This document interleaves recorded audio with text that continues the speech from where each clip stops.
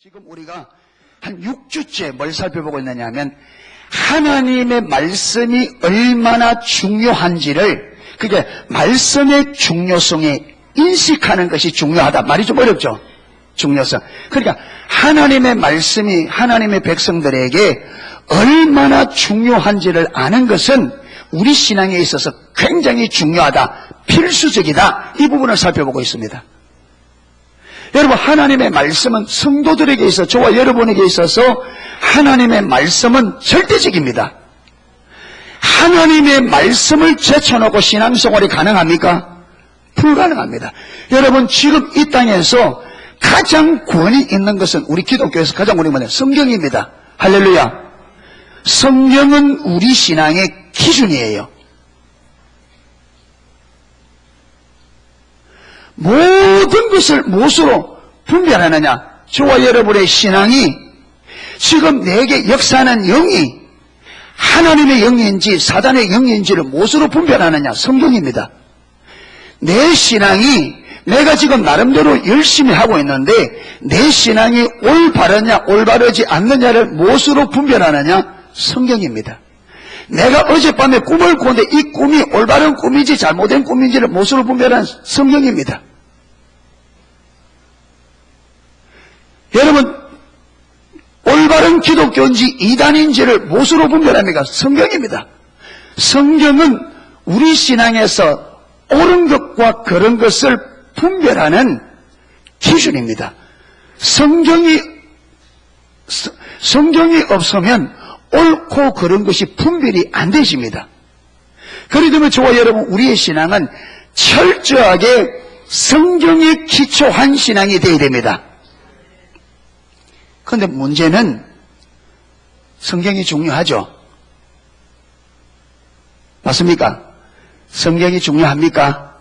자, 성경이 중요하다고 믿으면 아멘. 우리 신앙의 절대적이다 이렇게 믿으면 아멘. 아멘 안 한 분들이 여러 사람 있는데, 아멘 하고 안 하고를 떠나서 신앙은, 성경은 절대적입니다. 그런데 문제는 뭐냐면, 여러분, 이 성경을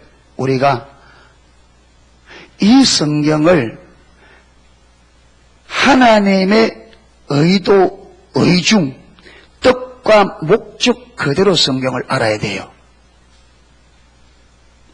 여러분, 성경을 많이 읽어서 문자적으로 성경을 아는 것은 아는 것이 아닙니다. 자, 잘 들으세요. 성경을 많이 읽어서 여러분 이걸 지식적으로 많이 아는 것은 성경을 아는 것이 아닙니다. 그거는 하나님에 관한 지식과 이론입니다. 여러분, 하나님의 말씀은 이론과 지식이 아닙니다.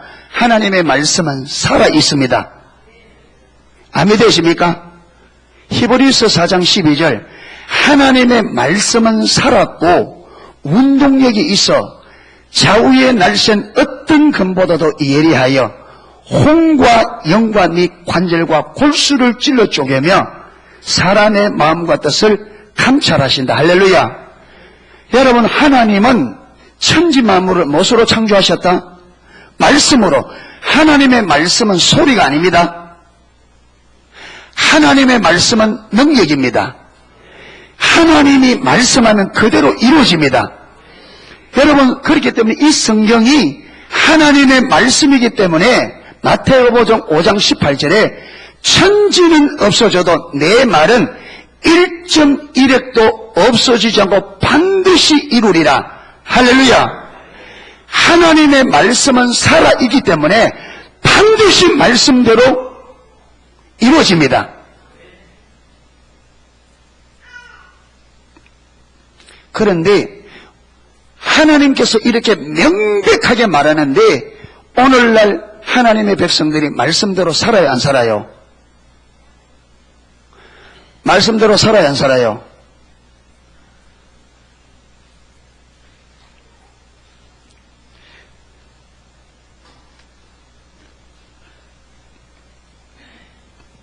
지금 다른 데서 많이 와서 예배 드리는 거 숫자가 많으니까 모양새는 좋습니다. 그런데 저는요, 개인적으로 이런 걸 별로 안 좋아합니다. 여러분, 섬기는 교회 있죠, 그죠? 저는 본인이 거기에 이름을 두고 내가 거기에 섬긴다고 하면 저는 어떤 일이 있더라도 주 이름 거기 가서 지켜야 된다. 저는 이걸 제 지론으로 삼습니다. 저는. 환경 따라, 상황 따라, 여러분, 오늘 얘기 드리는데, 여러분 예배 드리는데, 하나님이 딱 볼 때는 여러분은 예배가 우선된 게 아니고, 여러분이 친척 방문한 게 우선입니다. 친척 방문하 여기 온 김에 예배하러 온 거죠.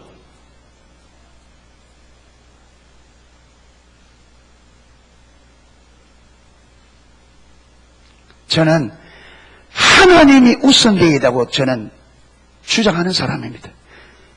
성경대로 믿어야 된다고 저는 주장하는 사람입니다.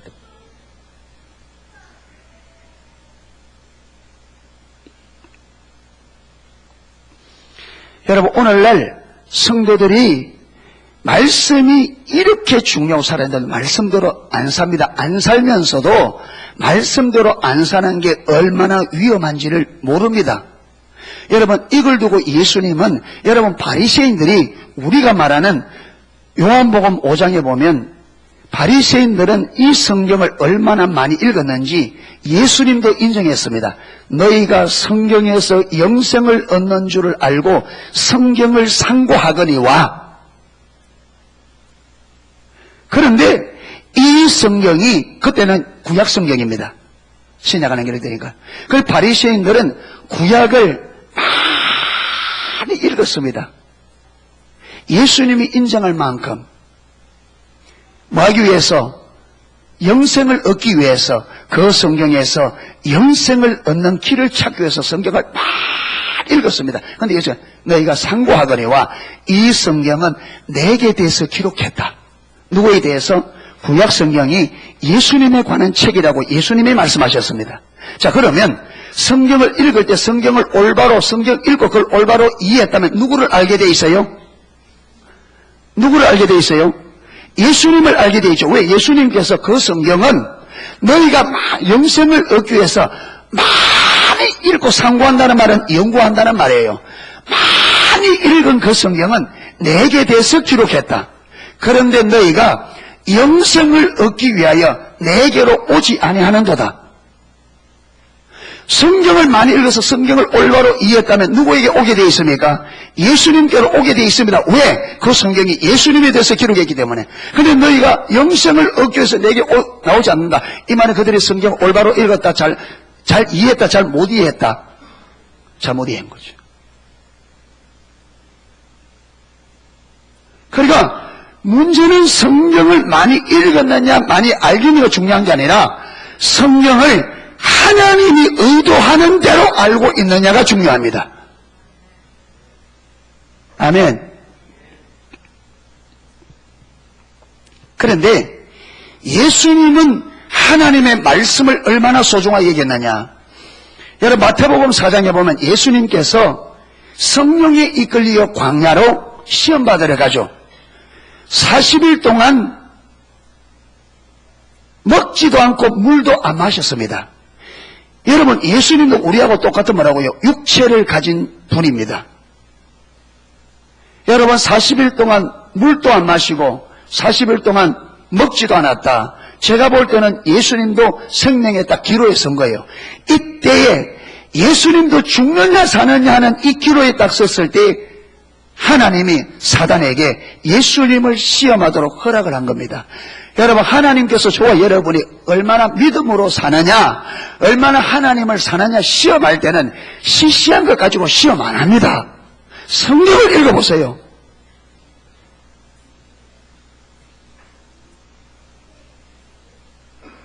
저와 여러분의 인생이 사느냐 죽느냐는 기로에선 그 환경을 가지고 저와 여러분의 신앙을 시험한단 말이에요. 그러니까 주님을 따라가려고 하면 죽으면 죽으리라는 이런 마음의 각오를 하지 않으면 못 가는 길입니다. 그래서 예수님은 처음부터 자기를 따르는 자들에게 누구든지 나를 따르려거든 그 길이 예외도 없습니다. 목사든 장로든 집사든 평신도든 하나님을 믿고 예수님이 가신 그 길을 따라가려고 하면 누구든지 자기를 부인하고 자기 십자가를 져야 된다. 그렇지 않으면 못 온다.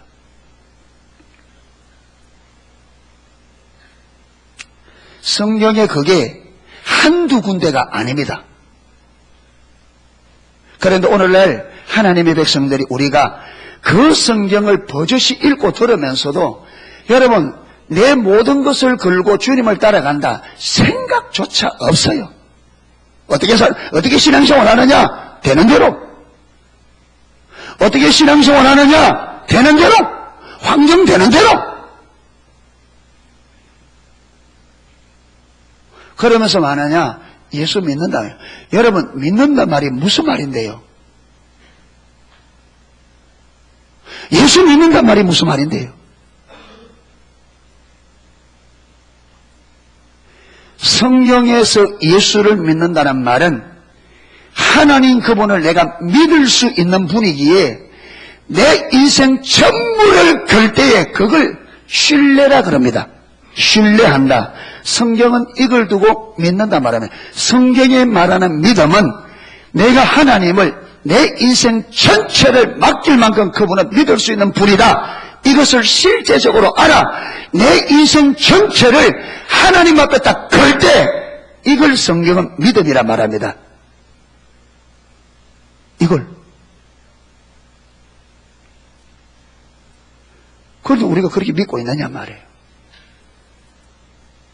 전혀 그렇게 안 돼요. 그러면서 믿는다고 말해요. 그게 무슨 말이냐면 성경에서 믿는다는 말의 의미가 뭔지를 모르고 믿어요.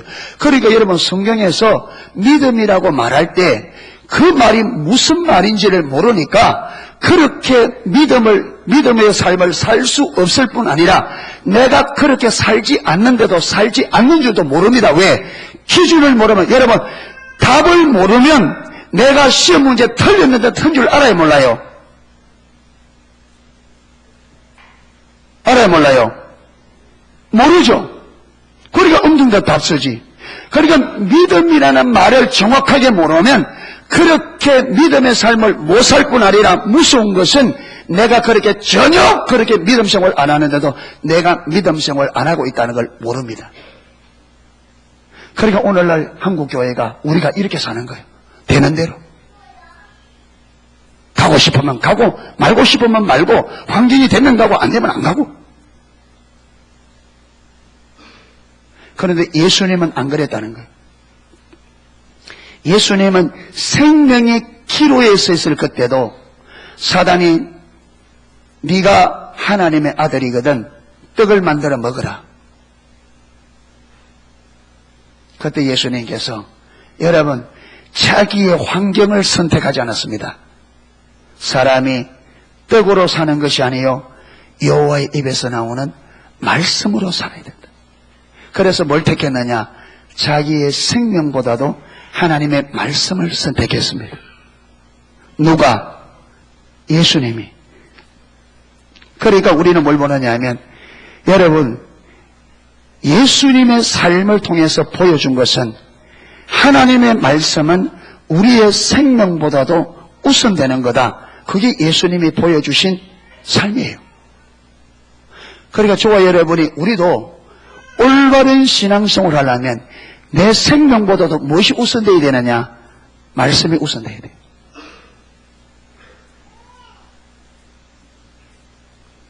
그러니까 하나님의 말씀이 내 생명보다 소중하기 때문에 하나님의 말씀대로 살기 위해서는 죽으면 죽으리라는 저 각오가 우리에게 있어야 된다는 거예요.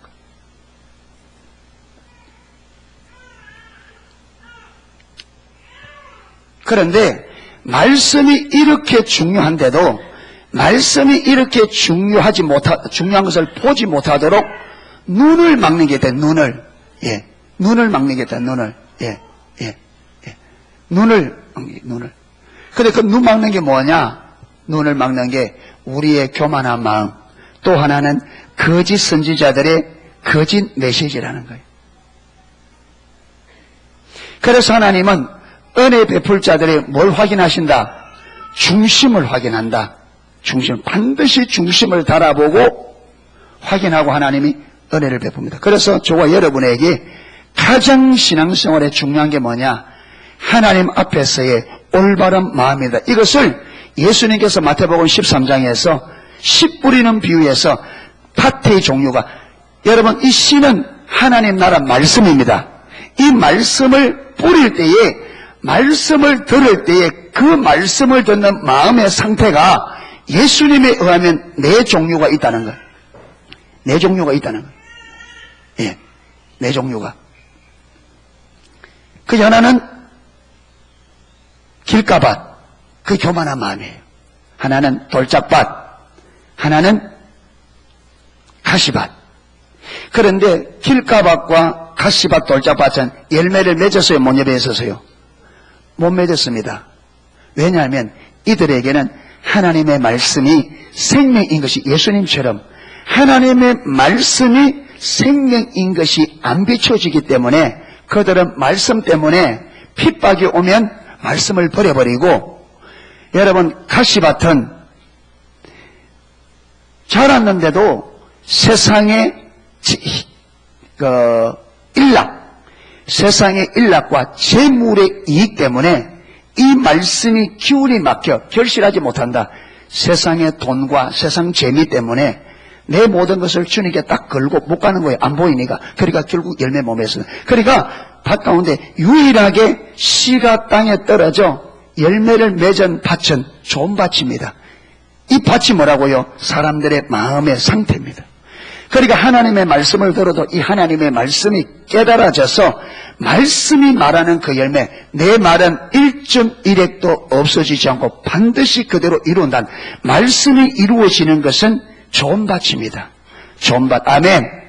그러니까 하나님의 말씀이 내게 들려와서 이 말씀대로 이루어지는 삶이 되려고 하면 저와 여러분의 마음의 상태가 좋은 밭의 상태가 되어야 됩니다.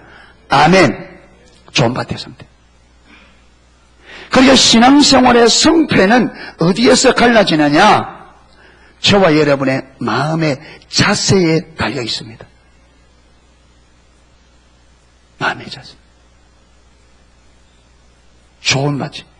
이 좋은 밭은 어떤 밭이냐? 여러분, 하나님 보시기에 좋은 밭이잖아요. 하나님을 알고 싶어하고 하나님 뜻대로 살고 싶어하고 그래서 하나님 말씀을 배우려고 하고, 예, 이렇게 하나님을 알고자 하는 마음이죠. 그런데 여러분 이 마음의 자세와 오늘 하려고 하는 게 뭐냐면,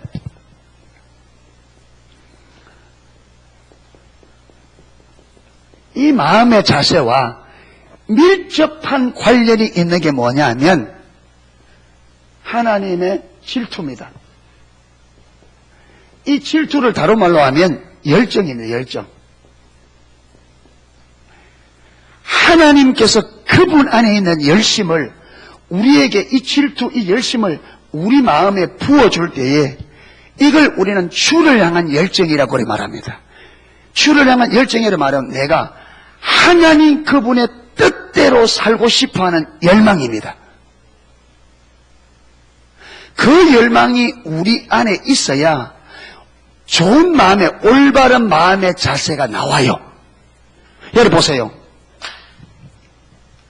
여러분 공부를 잘 해보려고, 공부를 잘 하려고 하는 열망을 가진 학생은 반드시 선생님 앞에서 좋은 자세가 나오게 되어 있습니다. 맞죠? 여러분 공부를 잘 하려고 하는 열망을 가진 아이는 반드시 가르치는 선생님 앞에서 좋은 자세를 가지게 되어 있습니다. 왜? 선생님이 가르치는 자이기 때문에 선생님이 가르치는 대로 하려고 하는 마음이 되어 있기 때문에 그래서, 왜? 공부를 잘하려고 하니까 선생님 말씀에 귀를 기울이고 가르치는 것에 여러분 집중을 하고 그렇게 되어 있어요. 우리도 하나님 말씀하신 대로 하나님의 뜻대로 살고 싶은 열망이 저와 여러분의 가슴에 있어야 하나님의 말씀이 뭐라고 말하는지, 하나님이 내게 뭘 요구하고 있는지 그걸 알려고 하고 그걸 알기 위해서 귀를 기울이고 집중력을 가지고 그래서 좋은 마음의 자세로 선단 말이에요.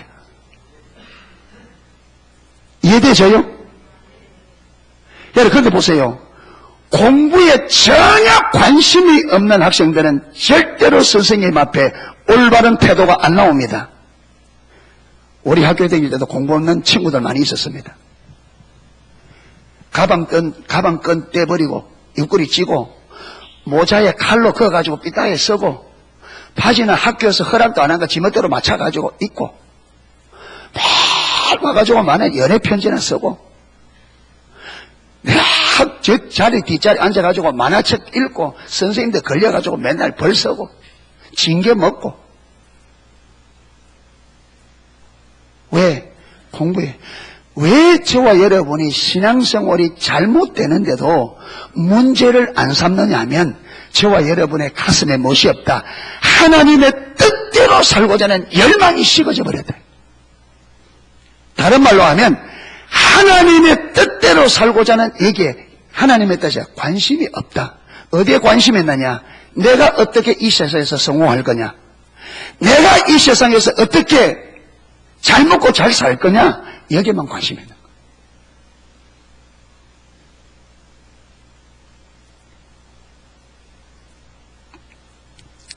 그래서 출발점이 어디냐 하면 오늘 이 시간에 출발점이 어디냐 하면 저와 여러분의 가슴에 이 질투가 있느냐 이걸 살펴야 됩니다.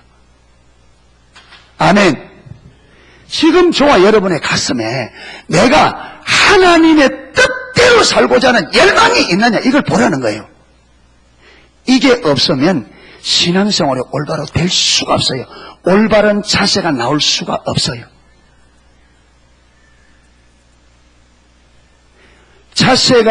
올바른 자세가 안 나오면 그 다음에 오는 게 뭐냐면 이 자세가 없어지면 분별력이 가려져요. 바리새인들의 성경을 그렇게 많이 읽었는데도 왜 성경의 뜻을 올바로 못 깨달느냐? 여러분, 하나님께서 성경을 기록할 때에 하나님께서 무슨 의도로 무슨 뜻으로 어떤 목적을 가지고 이 성경을 썼는지는요 성경에 기록이 안 돼 있어요. 그거는 성경 배후에 있는 하나님의 의도입니다. 이거는요 성령님이 가르쳐 주셔야 돼요. 성령님이 이걸 알도록 하기 위해서는 우리에게 분별력이라고 하는, 옛날 어른들은 이걸 영안이라고 그럽니다. 근데 이게 분별력이라는 게 있습니다. 분별력은 뭐냐면 하나님께서 바라보시는 그 관점을 우리에게 성령님이 주시는 거예요. 그러니까 하나님의 관점으로 성경을 볼 수 있고 하나님의 관점으로 환경을 볼 수 있도록 하나님이 보는 그분의 관점을 내게 은혜로 부어주는 거예요. 이걸 분별력이라고 합니다. 그러니까 성경이 하나님께서 성경을 썼으니까 하나님의 관점으로 성경을 보면 하나님께서 왜 이 성경을 썼는지 하나님의 의도가 보입니다. 할렐루야. 그래야 성경을 읽어도 성경에 담겨있는 하나님의 의도와 의중을 알게 돼요. 그래야 신앙생활이 올바로 되어지는데, 그런데 마음의 자세가 올바르지 못하면 이 분별력이 가려져요. 그러니까 성경을 설교를 아무리 들어도 하나님의 의도가 안 보여요. 아무리 설교만 해도 성경을 아무리 많이 읽어도 하나님의 의도가 안 보여요. 하나님의 기준이 안 보이니까 신앙생활 어떻게 되느냐? 교회 와서 나름대로 열심히 하고 나름대로 여러분 뜨겁게 하는데, 문제는 신앙생활은 자기가 원하는 대로 신앙생활 할 수밖에 없어요. 왜? 하나님의 기준이 안 보인단 말이에요. 하나님의 의도가 안 보이기 때문에. 여러분, 그래서 바리새인들이 얼마나 그들이 여러분 성경대로 살아보려고 바리새인들이 목숨을 걸었던 사람들입니다. 그런데 마태복음 23장에서는 그들을 향하여 예수님께서 화 있을진저 서기관과 바리새인들이여, 이걸 그 한 장에 7번 이야기합니다. 이 말이 무슨 말이냐? 너희는 완전히 소경이다. 완전히. 그래서 우리 신앙은 마음의 자세와 분별력, 이 둘이 신앙생활의 키입니다. 키. 이 문이 열려져야 돼요. 할렐루야. 이게 안 되면 신앙생활이 여러분 안 되게 돼 있습니다. 안 됩니다.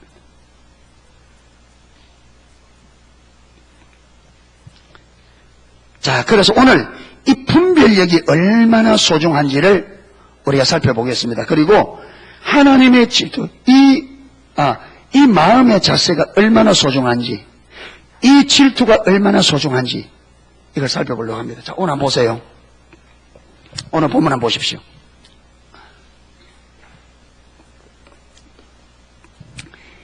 기럇 여아림 사람들이 와서 여호와의 궤를 옮겨 산에 사는 아비나답의 집에 들여놓고 그 아들 엘리야사를 거룩히 구별하여 여호와의 궤를 지키게 하였더니 궤가 기럇 여아림에 들어간 날로부터 20년 동안을 오래 있은지라 이스라엘 온 자식이 여호와를 사모하니라. 여러분 엘리 제사장 때를 알죠? 엘리 제사장 때 엘리 제사장과 그 아들들이 제사장임에도 불구하고 한번 보세요. 여러분 이들이 제사장임에도 불구하고 사무엘상 2장 12절에 엘리의 두 아들은 불량자라 저들이 여호와를 알지 아니하더라. 여호와를 알지 못하더라. 제사장인데 그들이 하나님을 모른다 그랬습니다. 그러면서 그들을 불량자라. 여러분 이 말을 잘 이해해야 됩니다. 엘리의 아들들이 제사장인데 그들이 하나님을 알까요 모를까요? 무슨 말이냐면 그들이 그때까지는요 모세 오경이 기록되어 있습니다. 그렇죠?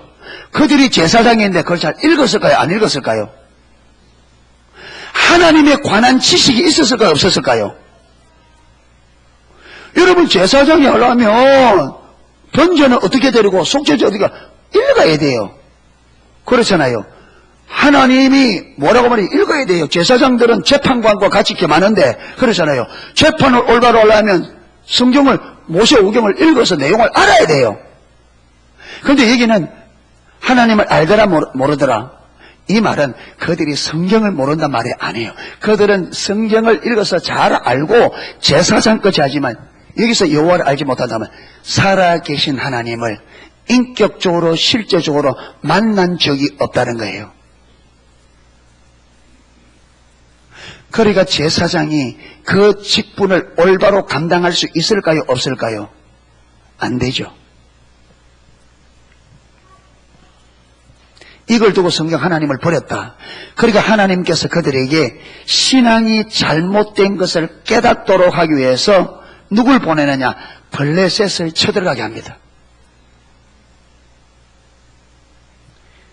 이스라엘과 블레셋이 전쟁을 쳤는데 1차 전쟁에서 누가 이겼어요? 블레셋이 이겼습니다. 몇 명 죽었습니까? 4,000명을. 여러분 우리나라 인구가 5천만 명입니다. 그런데 몇 년 전에 세월호에 애들 300몇 명 죽었잖아요. 여러분 300몇 명 죽었다고 아직까지 난리를 치고 있습니다. 5천만 인구 중에 300몇 명이 죽었다고 지금 몇 년 동안 난리를 치고 있습니다. 그런데 그 당시 이스라엘 백성들은요 이만큼 됐을까요? 아니요. 지금도 이스라엘 백성들의 인구가 300명밖에 안 돼요. 300만. 그러면 그 당시에 인구가 지금보다 많지는 않을 것 아닙니까? 그런데 그 중에 몇 명이 죽었다고요? 4,000명이. 나라에 어마어마한 일이 벌어진 거예요. 하나님을 믿는다고 하는 하나님의 백성이 이방인과의 전쟁에서 패하여서 4,000명이나 엄청난 숫자가 죽은 거예요. 그런데 그 당시에 백성의 지도자들과 장로들과 제사장들이 뭐라느냐? 여호와께서 어찌하여 우리를 패하게 하셨는고? 여러분 그들이 전쟁에 패했는데 그들이 왜 전쟁에 패했는지 원인을 안다 모른다? 몰라요. 무슨 말이냐? 그들이 하나님을 버리고 떠났고 하나님을 버리고 전혀 신앙생활을 올바로 하고 있지 않는데 그들이 신앙생활을 올바로 하고 있지 않는 걸 알았다 몰랐다? 몰랐습니다. 그걸 알았다면 그들이 왜 전쟁에 패했는지 알았겠죠. 여러분 오늘날도 하나님의 백성들이, 오늘날 한국 교회가, 여러분 교회가 이렇게 무너져 내리고, 여러분 신문에 날 때, 방송 날 때마다 교회가 끼어들지 않을 때가 없고, 여러분 교회 안에 하나님의 백성들의 삶이 무너지고, 가정이 무너지고, 가정이 여러분 파산되어지고, 자녀들이 하나님을 믿는 믿음의 자녀들이 엉망이 되어지고, 가정이 다 무너지는데도 이게 왜 이러지 전혀 모른단 말이에요. 왜?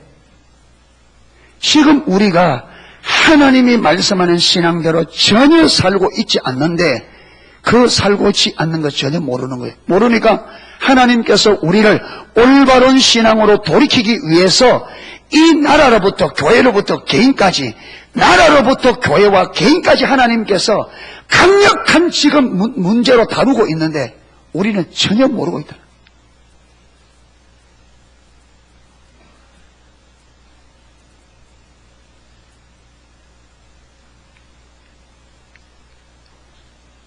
이쯤 되면요, 그들이 주님 앞에 나아가서 물어야 됩니다. 하나님은 살아계시고 우리 하나님의 백성인데 왜 우리가 전쟁에서 피하여 이 많은 사상자를 냅니까? 하나님 무엇이 문제입니까? 물어야 되죠. 하나님께서 그렇게 하나님 앞에 나와 묻게 하기 위해서, 하나님을 찾도록 하기 위해서 전쟁에 피하게 한 거예요.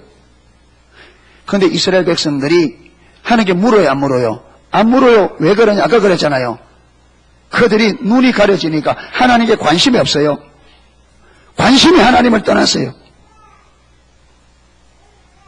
그러니까 그들이 모여서 인간적으로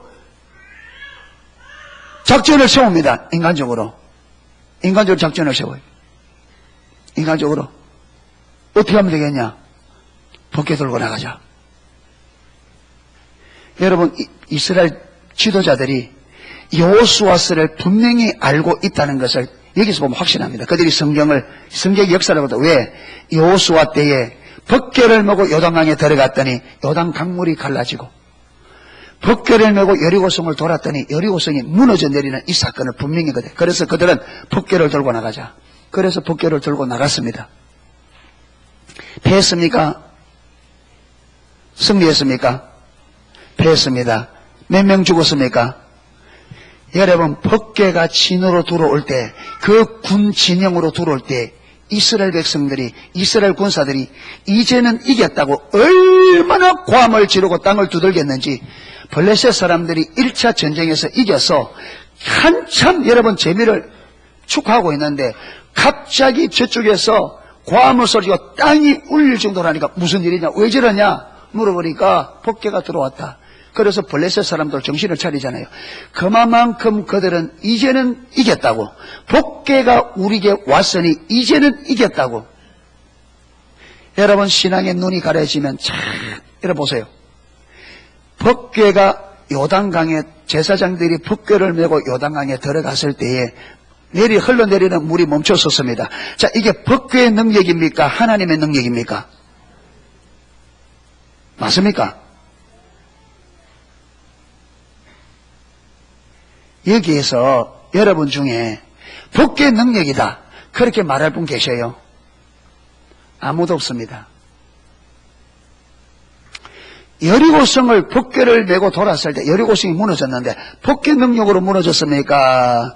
하나님께서 무너뜨린 겁니까? 여러분 보세요. 우리가 성경을 읽는다면 이 보면 이것은 벗개 능력이 아니라 누구 능력인 것을, 하나님의 능력인 것이 나오잖아요. 그런데 눈이 가려지면 그게 분별이 안 돼요. 분별력이 가려지면 이게 분별이 안 돼요. 여러분은 지금 이상하다.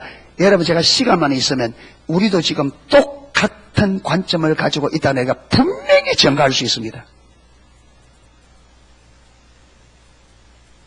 여러분, 복은 하나님이 줘요, 예배가 줘요? 복은 하나님이 줘요, 예배가 줘요? 그런데 여기 있는 분들 중에는 하나님과의 관계가 전혀 안 돼 있으면서 오늘 예배드리러 나왔습니다. 왜 나온 줄 아십니까? 여기서 나와서 예배드리면 말 거라고, 복 받을 거라고. 복은 하나님이 주는데 저와 여러분이 아무리 이 자리에 나와도 하나님과 올바른 관계가 안 되면 복은 고사하고 심판이 옵니다.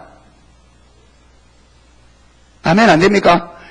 저와 여러분이 1년 365일 예배 한 번 안 빠져도 하나님과의 올바른 관계가 안 되면 저와 여러분의 삶에는 하나님의 심판이 옵니다. 아무리 많은 예배를 드려도 하나님과의 관계가 안 되면 심판이 오게 돼 있습니다. 왜? 복은 예배가 주는 게 아니고 복은 하나님이 줍니다. 그런데 오늘 많은 성도들이 그 하나님과 관계는 다 무너져 있으면서 예배 드리면 내가 복 받을 거라고. 여러분, 질문을 하면은 하나님이 복 준다고 해요. 그런데 실제 삶에 들어가면 분별력이 가려지면 분별이 안 돼요. 그래서 너무나 많은 사람들이 하나님과의 관계가 전혀 안 돼 있으면서 주일날은 꼬박꼬박 예배 드려옵니다. 왜? 예배 안 드리면 하나님 심판 줄까 싶어서, 예배 드리면 복 줄까 싶어서. 여러분, 실제로 믿는 것은 하나님을 믿는 게 아니라 실제로 믿고 있는 것은 예배입니다. 똑같습니다.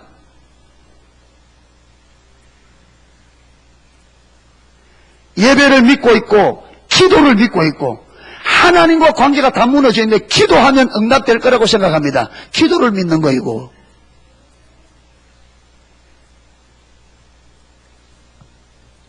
모든 것은 하나님과 내가 인격적으로 올바른 관계가 되어야 됩니다. 아멘. 그래서 신앙은 하나님과 나의 실제적인 친밀한 사랑의 관계입니다. 예배는. 참, 우리 신앙은. 그래 나갔는데 이번에는 3만 명이 죽었습니다. 법궤를 빼앗겨버렸습니다. 그래서 법궤가 블레셋에 간지 7개월 만에 돌아옵니다. 돌아와서 어디로 옵니까? 베세메스로 돌아옵니다. 베세메스 사람들이 호기심에 법궤의 뚜껑을 열어보다가 거기서 5만 70명이 죽습니다. 그러니까 베세메스 사람들이 놀라서 이 법궤를 우리가 어떻게 하겠느냐. 그래서 기럇야림 사람들에게 연락을 해서 법궤 가져와라. 그래서 법궤를 기럇야림 사람들이 법궤를 가지고 기럇야림으로 간 지가 몇 년이더라 이게 오늘? 20년. 여러분, 법궤는 지금 성막이 어디 있습니까? 실로에 있습니다. 법궤가 돌아오면 어디로 와야 돼요? 성막으로 돌아와야 되죠. 법궤가 있을 곳은 성막 안 지성소입니다. 그런데 지금 법궤가 성막이 있어야 할 자리를 이탈해서 기럇야림에 20년 동안을 있는데, 여러분, 이스라엘 백성들이 법궤가 있어야 할 자리에 있지 못하는 것을 이상하게 여긴 사람이 없었다는 거예요. 20년 동안. 무슨 말이냐면 이 20년 동안에 이스라엘 백성들이 하나님께 관심이 있었다 없었다? 없었어요. 성막 안에 있어야 될 법궤가 성막을 떠나 다른 곳에 20년 동안을 있는데 왜 법궤가 성막 안 지성소에 있어야 되는데 왜 기럇야림에 있느냐? 여러분, 이걸 가지고 이 일을 이야기하는 사람이 아무도 없었다.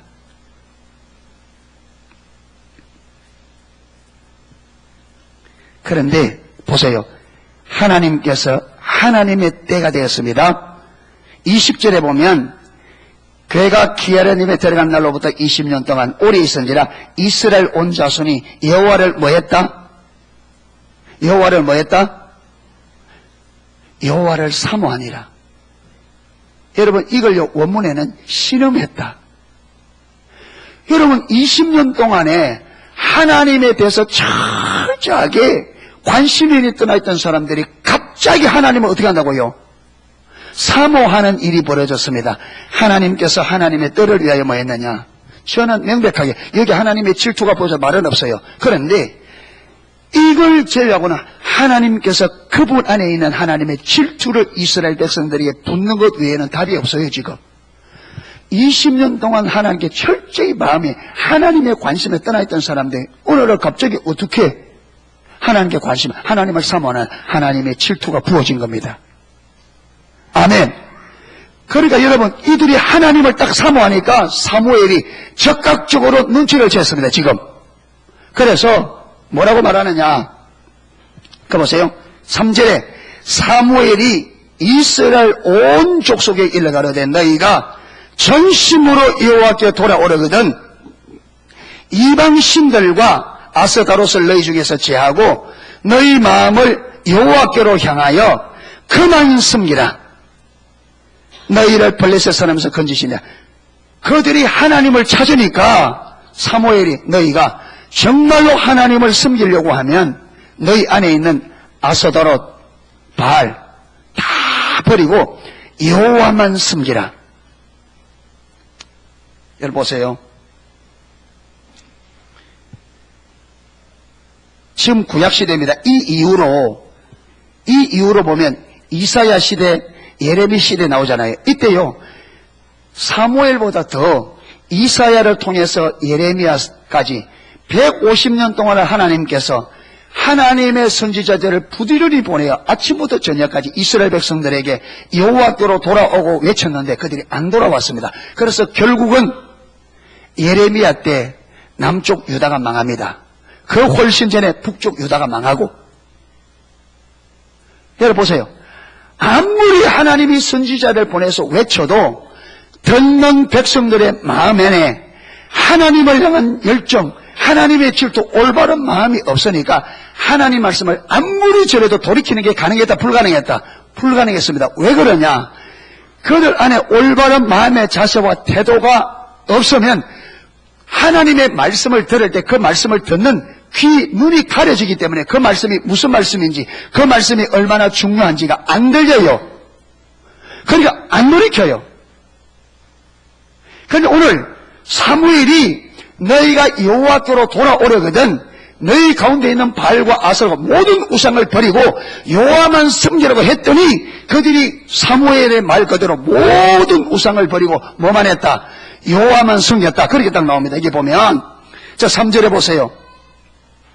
여호와께로 향하여 그만 섬기라. 너희를 블레셋 사람 손에서 건져내시라. 4절 이에 이스라엘 자손이 바알들과 아스라롯을 제하고 여호와만 섬기니라. 왜 그러냐? 여러분 보세요. 하나님께서 그들 가운데 질투를 보니까 이들이 하나님 그분의 뜻대로 살고자 하는 마음이 있죠. 그래서 하나님 말씀대로 살려고. 그러니까 어떻게 합니까? 말씀을 들으려고 하죠. 왜? 하나님의 말씀대로 주의 뜻대로 살고 싶으니까 거기에 마문을 열고 의지를 가지고 그 말씀을 듣고 알려고 한단 말이에요. 그때 사무엘이 올바른 말씀을 딱 전해주니까 그 말이 무슨 말인지가 들려지는 거예요. 깨달아진 거예요. 지금 이 사무엘 사사가 전하는 말이 얼마나 그들에게 중요하고 그들이 이게 길이라는 것이 깨달아졌단 말이에요. 그러니까 여러분 모든 우상을 다 제하고 주님께로 돌아오는 게 가능했습니다. 여러분 하나님 말씀이 저와 여러분에게 깨달아지기만 하면 하나님의 말씀은 살아있기 때문에 그 말씀이 우리를 돌아가도록 만듭니다. 말씀이 깨달아지느냐 깨달아지지 않느냐 이게 관건입니다. 하나님의 말씀이 성령의 조명으로 계시되느냐 안 되느냐 이게 조명입니다. 여러분 이게 관건이에요.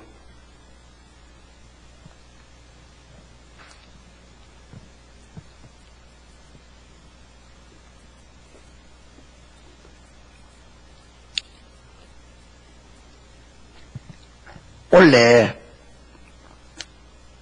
우리 교표가 하나님을 경험하는 삶을 살아보자 이거잖아요.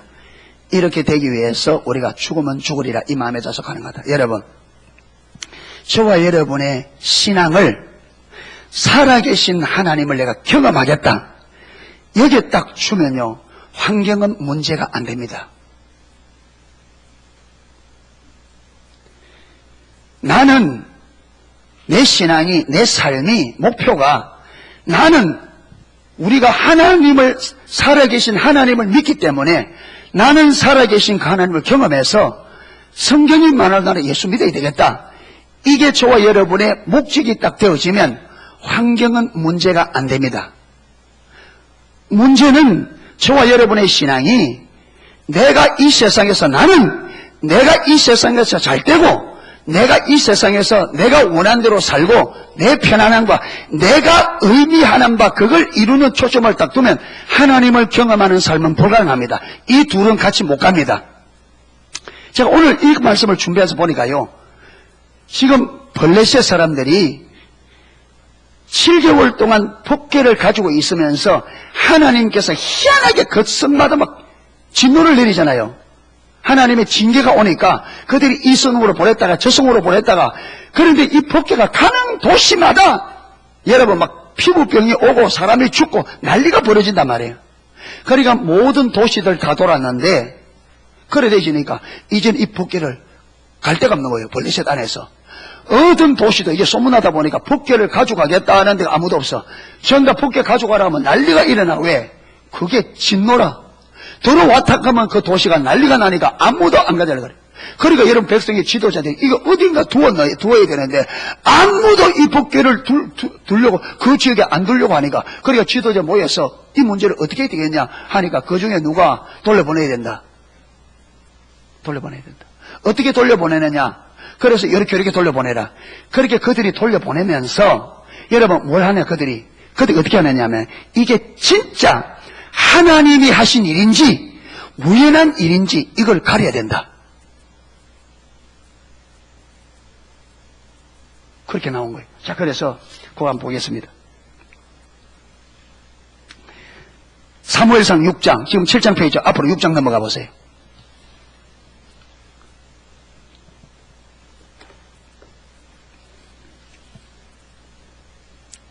자, 6장 7절 보세요. 7절.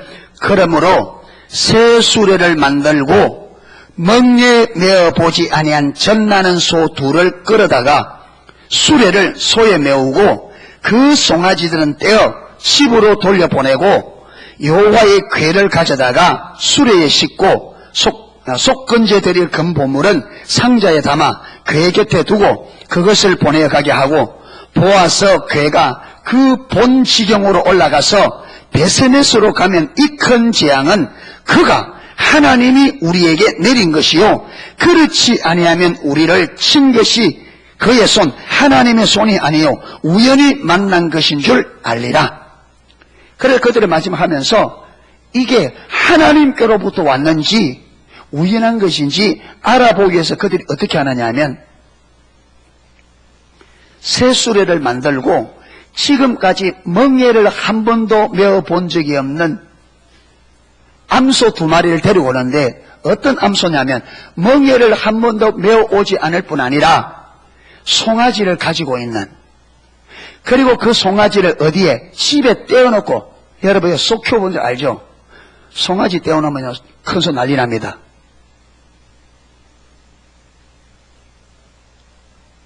그런데 한 마리도 아니고 몇 마리? 2마리. 멍에를 한 번도 내지 보지 않았습니다. 송아지를 떼놨습니다. 한 마리도 아니고 2마리입니다. 그리고는 그들이 딱 두는 곳에서 베세메스로 곧바로 올라가면 하나님이 한 거다. 근데 이게 안 되면 하나님이 한 게 아니고 우연한 일이다. 여러분, 이방인들도 이 일이 하나님께로부터 왔는지 아닌지를 구별하기 위해서는 우리의 보통 생각이 아닌 완전히 인간의 생각을 거스리는 방법을 냈습니다. 만약에 이들이 법궤가 베세메스로 곧바로 올려보내는 것이 목적이었다면 그들은 어떻게 했을까요? 길이 잘 들은, 그렇죠, 소, 그것도 한 마리만 메어가지고 송아지를 붙이지 않는, 그렇죠, 그런 소를 딱 내가지고 딱 올라가겠죠. 그런데 이들은요, 무엇이 목적이었다고요?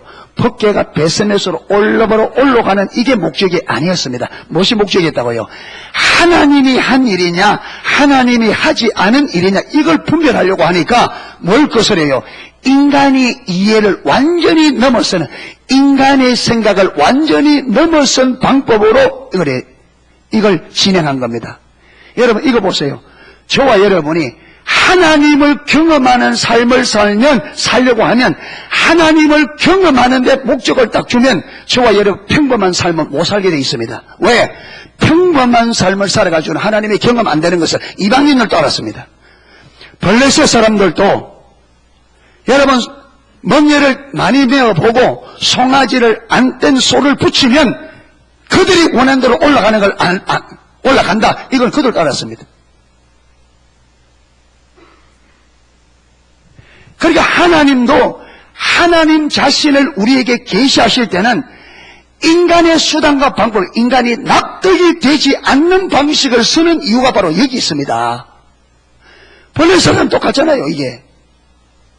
그들이 평범하게 되어지면 이게 하나님이 한 일인지 우연한 일이 구별이 안 된다. 하나님이 하셨다고 구별하기 위해서는 인간의 생각을, 인간의 사고를 완전히 벗어나는 방법을 썼단 말이에요. 그러면 저와 여러분은 우리가 신앙생활을 할 때에 하나님을 경험하는 삶을 살아오면 우리가 납득이 되어지고 우리가 이해되어지는 방식의 삶을 살아가지고는 하나님이 경험이 안 된다는 것이 결론이 난단 말이에요. 그래서 하나님께서 하나님의 백성들, 애굽에서 건져낸 이스라엘 백성들에게 하나님 자신을 계시하기 위해서 데리고 간 곳이 광야란 말이에요. 왜? 인간의 생각에 광야는 살 수 있는 곳이 아니라 죽음의 땅이란 말이에요. 그런데 하나님은 고의적으로 그를 데려갔다. 왜? 거기 가야 하나님이 하셨다는 것이 드러나기 때문에. 아멘. 왜 하나님께서 성도들의 삶을 평탄하지 않는 삶으로 이끌어가느냐? 목적은 하나입니다. 하나님이 살아계신다는 것을 저와 여러분에게 경험시키기 위함입니다. 저와 여러분이 우리가 납득이 되어지는 방식으로 환경이 이러면 이렇게 가버리고 환경이 저러면 저렇게 가버리고 그래가지고는 하나님이 경험이 안 됩니다.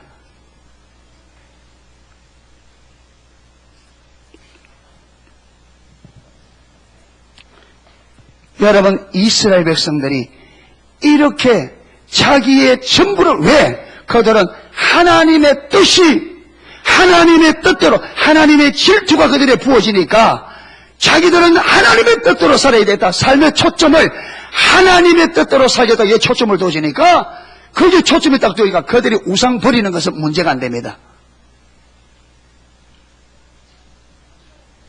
우상 버리기 문제가 안 돼.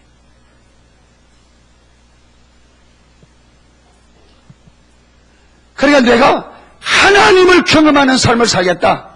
이렇게 되어지면 저와 여러분의 삶에 오는 문제들은 거의 문제가 안 됩니다. 거의 문제가 안 됩니다. 왜 우리 삶에 이런저런 문제가 되느냐? 내가 잘 먹고 잘 사는데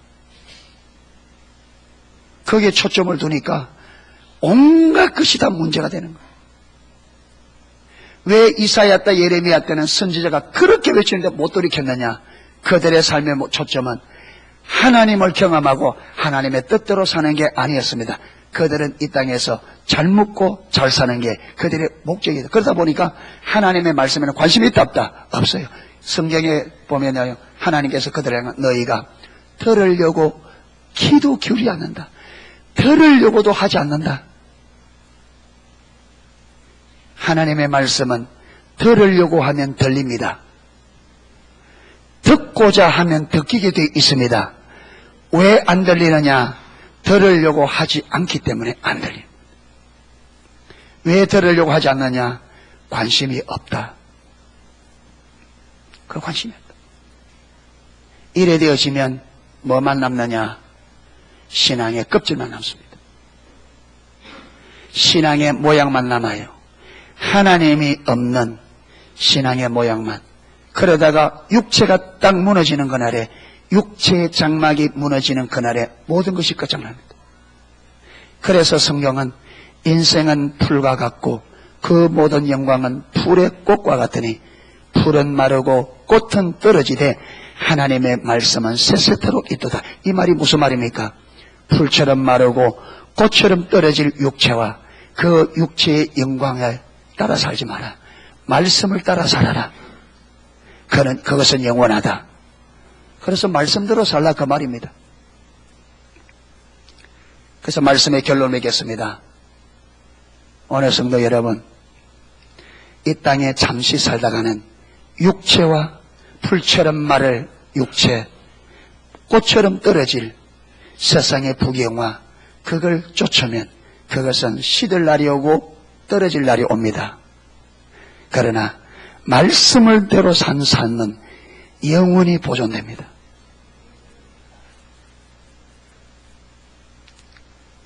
여러분, 하나님을 경험하는 삶을 우리 삶의 목표로 두기를 축복합니다.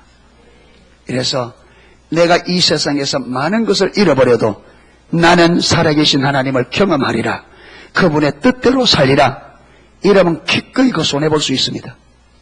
기꺼이.